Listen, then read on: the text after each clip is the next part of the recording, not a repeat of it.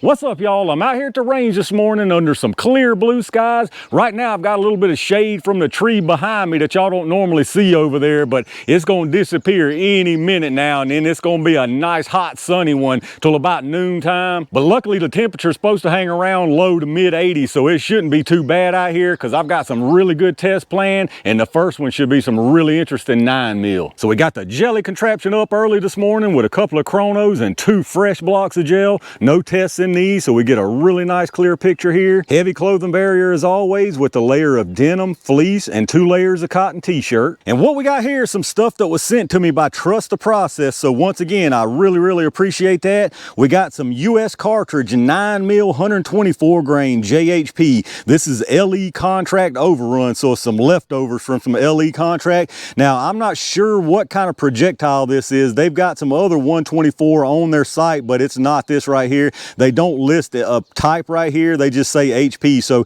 it looks pretty nice though. It's got internal skives and everything, so hopefully if it's up to speed and doesn't get clogged up by this cloth, we'll get some good performance from it. The velocity they're claiming on the site is 1175, and they don't list a barrel length here. It just says self-defense duty LE. So you know, I would assume a 4.5, maybe even 5-inch barrel is what these were kind of designed for. I would personally say more 4.5, but y'all know how I do. I'm gonna throw a short one in the mix. So what we got here for the shorty is my Canik Mete MC9 with a 3.1-inch barrel, and then for the full size we've got the G17 with the 4.5-inch. But I'm definitely curious to see how these things perform. Being leftovers, you know, leftovers can definitely be a good thing as long as it is good. So let's get it set up and see what they do. All right, let's see what we're working with. I'm gonna do a 5-round average from each barrel length. We're gonna start with this MC9 first. Remember now they're claiming 1175 and they didn't say a barrel length. So if y'all not familiar with this lab radar, we're gonna get multiple readings on this thing. Your large number of course is at the muzzle, and then you'll have 5 across the bottom. The first one is set for 3 yards, which is where the gel is here, and then I've got 10, 15, 25, and 50. So let's see what we get. Looking for 1175. I don't expect to see it here, but curious to see what we get. 1112, 1104, 1094, 1092, and 1094 again. So definitely not the 1175 from this. Let's check out the average. All right, so 5-round average on that right there was 1099. We had an extreme spread of 20, standard deviation at 8.4, so pretty nice and consistent stuff. 1099, I mean, I don't know, it's a 124 grain projectile. To me, in my opinion, from what I can see, that right there is the make or break point for 124, performing well for a mediocre type of round. But hopefully this projectile is really good. But let's get it set up and see what the G17 adds. All right, let's see what this G17 does for it. Just based on that right there, I'm guessing we probably ain't gonna quite see that 1175, maybe 1130, 40-ish is about what I'm guessing, but maybe I'm wrong. Let's see what happens here. 1159,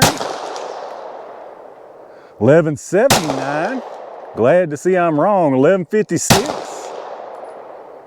1166, and 1160, so definitely a little higher than I was expecting. Let's check out the average. All right, so again, some pretty nice consistency here. We had a 5-round average of 1164, extreme spread of 23 with a standard deviation of 9.1, so not quite that 1175, but in my opinion, I mean, we hit one that was over that, and that right there to me is well within the margin of error as far as, you know, different locations, elevations, atmospheres, all that kind of jazz. So I would personally say they're being pretty much right on the money as far as honesty with this velocity, if a 4.5 is what they're testing from. So 1164 here, and if you remember on the MC9, it was 1099, so 65 feet per second difference, which is definitely enough to make a difference if those things are right on the borderline as far as performance. But hopefully these projectiles are engineered really good. I have no idea what they are, but hopefully there's some good ones. Let's get all this stuff set up, and y'all know what time it is. All right, y'all, it's overflow jelly time. I'm gonna put 1 of each into the gel, starting with this MC9 first.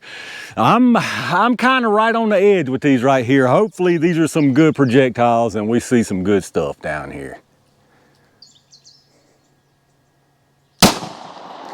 All right, I see a big old long track down there. Let me go check it out.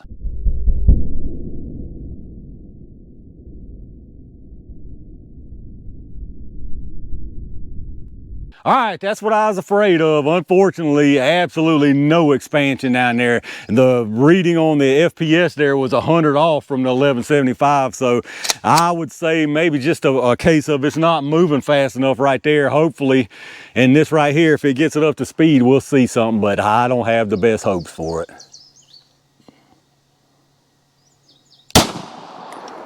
I came out the side on that one, I believe. Let me go set it back up.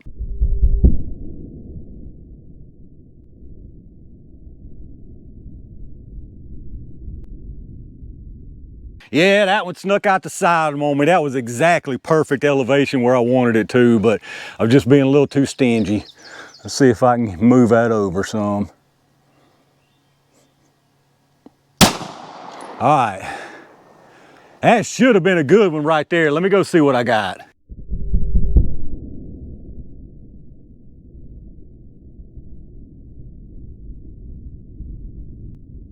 All right, let's check out what we got down here. So I think the best way to explain this is, you know, when you got that spaghetti left over from the day before, you fix you a big old plate of it, put it in the microwave and heat that stuff up, check on it. Some of it's hot as fire when you check on it, so you think good to go. Get it on out, put your cheese on it, sit down and go to eat that stuff and take a big bite, and it's cold as ice right in the middle of it. Well, that's pretty much what we got right here. We got a mixed bag. So the first one from the MC9, this one right here definitely needed some more time in the microwave. It comes in here, you can tell just from the difference in the way the disruption looks here in person. It's probably tough on camera, but I've seen it so many times you can just tell. Even if we didn't have that projectile, I could tell you did not get any expansion right here. It doesn't really throw any fragments out, no little pieces of cloth all tore up, so just carries all the way through here. Definitely got at least one tumble right there, probably right here too, but at least one, all the way through the first block into the second block, and then there you see the projectile sitting at the very end down there, turned backwards with no expansion at all. And then the ones from the G17 are the parts that got heated up good. So the first one came out the side, but I can tell you right now, there's no doubt that this one had just as nice expansion as the second one, because it probably came out right at the end of its travel. It's got some fragmentation just like this one, fragmentation through here, and you can just tell it had that first energy dump right here because of the expansion, and then kept on trucking and came out right there. Probably could find a projectile sitting around here. I might look for just a few seconds, but you can see it came out right at the end of the travel of that second one. And then speaking of the second one, absolutely perfect right here. Comes in, immediate expansion, looks the same as this one right here. You do have some fragmentation, a little bit of jacket right there.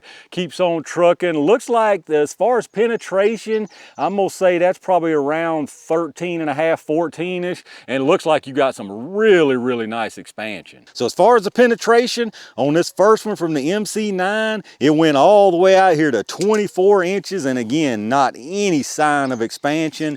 And then the ones through the G17, that one went out the side right there at about 13-ish, and this one here got a little bit more forward momentum, and sure enough, it's at 13 and a quarter. So probably for most people, perfect penetration right there. And here's your close-up look. The top one, again, MC9, the bottom two from the G17. You can see the difference, what I'm talking about, as far as the way it comes in, immediate expansion, and you get that energy dump, and then it kind of just trails on off. The G17, both of those did the same thing, even as far as the fragmentation. But then again, on the MC9, if you look at it, there was really no burst, so you can tell there was no expansion. Come on through here, that's definitely a tumble right there, and then into the second block. And there you can see it, absolutely zero expansion. A little tricky to see from the top, but pretty much the same story. You can see now, you didn't get zero disruption, obviously, from that MC9 because it is a projectile going through there, but most of what you've seen is because of the tumbling. You can see there again, very nice expansion on that one. Again, on the MC9, all the way through here, and no expansion. All right, let's take a look at these projectiles. Very obvious which is which here. This is the MC9, and you can see there is no attempted expansion. I mean, no kind of bulging, no nothing going on. It did have a pretty good plug of cloth that came out when I pulled this out too, so I think this right here is just a velocity problem, just a lack of velocity, which now again, to be fair, they claim this ammo to be self-defense, LE duty use, so they don't claim it to be good out of subcompacts, but y'all know me. For me, ammo needs to be good out of everything for me to go after it. But in any case, this one right here from the G17 did a really nice job. You can see absolutely great expansion. As far as projectile, I still can't really tell what it is. It looks like a kind of a more basic version of something like a V-Crown or the PMC Starfire HST even. Now, I don't think it's either one of those, but it's got that kind of expanded look, just not quite as extreme, I guess you could say. But definitely a very nice job right here from this one. So let's get a few measurements and see what we got. This one here, obviously, we didn't lose anything. They started at 124. This one is at 124.6, so nothing gone there. This one, again, started at 124.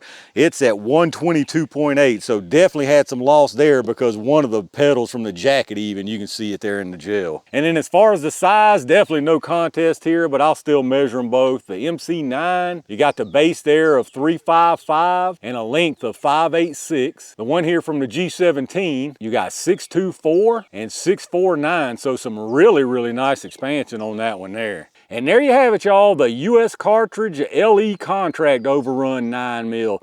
I would have to say this did what it claims to do at the velocities that it claims. This was just a little under the velocity even, and it still did what it claimed to do. This one here, not so much. Under the velocity claimed, and I'm sure under the test barrel length, and it showed. It definitely did not do the job. Now, I will mention just a little bit of looking that I did on their site. It seems like these can be had at a pretty good deal, so if you're looking for something at a good deal and you don't care about shorter barrel performance, this may be an option for you. All right, y'all, I'm gonna call it right there for a pretty interesting 9mm test to start today. Mixed bag on this one right here for sure. It performed like it was supposed to at the velocities that it claimed, a little bit under those velocities even, but definitely fell short when those velocities were kicked down a good bit. Not really a surprise if these truly are LE Contract Overrun, because I'm sure they're geared towards a 4.5-inch type of barrel for duty use. But I still personally think they all ought to be aiming for the shorter barrel stuff. Good performance out of the shorter barrels. If you aim for that and get that good performance out of the shorter barrels, you don't have to worry about anything longer. But let me know down in the comments what y'all think. Any of y'all out there actually run any of this stuff here? Do you run some of the non-LE Contract Overrun? If you do, what kind of results have you had with it? Let me know in the comments what your thoughts are. If you did enjoy the video, take a second and hit that thumbs up button, subscribe to the channel, and make sure you got those notifications turned on so hopefully you get notified when I upload stuff. Take a second, like I always remind you, and check out those affiliate links in the video description. If you're doing some shopping and hit up those links first, I get a kickback from them towards the channel, so I really do appreciate that. Big thanks again to Trust the Process for sending these out for me to test, all my Range Gang members, and every single one of y'all for supporting the channel. Got a couple more interesting ones planned for out here today, so stay on the lookout, and in the meantime, stay safe, stay prepared, and I'll see you soon.